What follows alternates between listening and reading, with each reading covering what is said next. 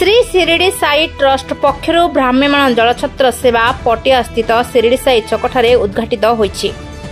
ट्रस्टर अध्यक्ष तथा ward number 1 number corporator Mihir Kumar Raut नेतृत्व में अनुष्ठित यह कार्यक्रम में भुवनेश्वर उत्तर विधायक सुशांत कुमार राउत, मेयर सुलोचना दास, वार्ड नंबर 6 कॉर्पोरेटर प्रीतिनंदा राउतराय जोगदे उद्घाटन करने सहित वर्तमान प्रचंड खरा और असह्य गुळुगुळी हेउथिबारु एही जलसेवा पथक मानकु बेस सहायक हेबो बोली कहिथिले। एही भ्राम्यमाण जलसेवा पटिया छकठारु जयदेव विहार छक पर्यंत प्रत्येक दिन यात्रा करिबो। प्रति छकरे किछि समय रही दही पानी और साधा पानी बंटन कराजिबो बोली श्री राउत कहिथिले। प्रति वर्ष भली ए वर्ष मध्य पटिया साई मंदिर अनुष्ठान तरफरु बुली बुली की पानी गाड़ी रे बा ठंडा पानी दिया होची। ता सहित जो छकरे जलछत्र नाही से छकरे मध्य ए सुविधा दिया जाउची। ये गोटे नियारा उपाय बहुत वर्ष धरी की दीर्घ 5-6 वर्ष हेलानी ये कार्यक्रम पटिया साई मंदिर तरफ आयोजन करा जाइछि। विभिन्न सामाजिक क्षेत्र में सदा बेले पटिया साई मंदिर समस्त प्रकार कार्य हाथ को नहीं थांती। भितर ये गोटे कार्यक्रम तो से आज साई मंदिर पाखरु ये कार्यक्रम आरंभ होईछि। खरा दिने जो बाटोई बा जो माने जाउचंती सेमानंक पई ये गोटे सुविधा सुजोग मिलिबो तांको पानी पीबार पई।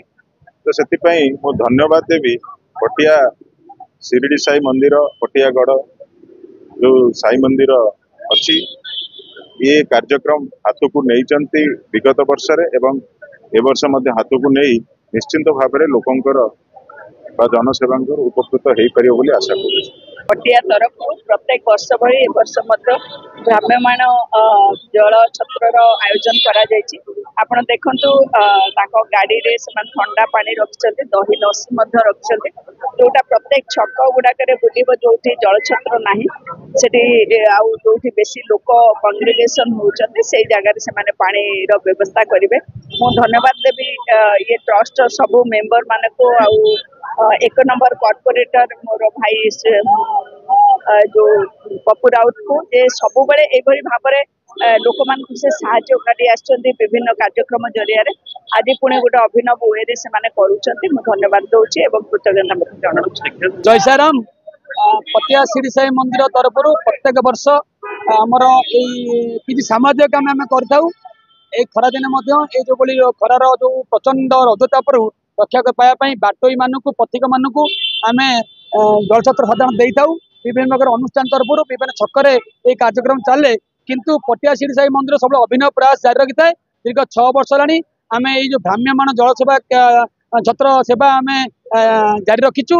ए वर्ष मानवर मेयर महोदय मानवर विधायक महोदय करकमल आम उद्घाटन कलु। तो निश्चित भाव में यह लोक आदृत हम और विभिन्न प्रकार छकरे जो छकरे पानी टे पीवा सुविधा ना से छक को बुली बुलिकी आमर ये गाड़ी टी पहुँचब एवं जेत दिन पर्यंत खरा थी से पर्यंत आम ये कार्यक्रम जारी रखू। तेणु निश्चित भाव में मुझे धन्यवाद देवी आम मंदिर समस्त कर्मकर्ता मानू जे कि बहुत संख्या योगदान करी आमको उत्साहित करथिबारु बहुत बहुत धन्यवाद। जय साईराम। ब्यूरो रिपोर्ट प्रयाग खबर।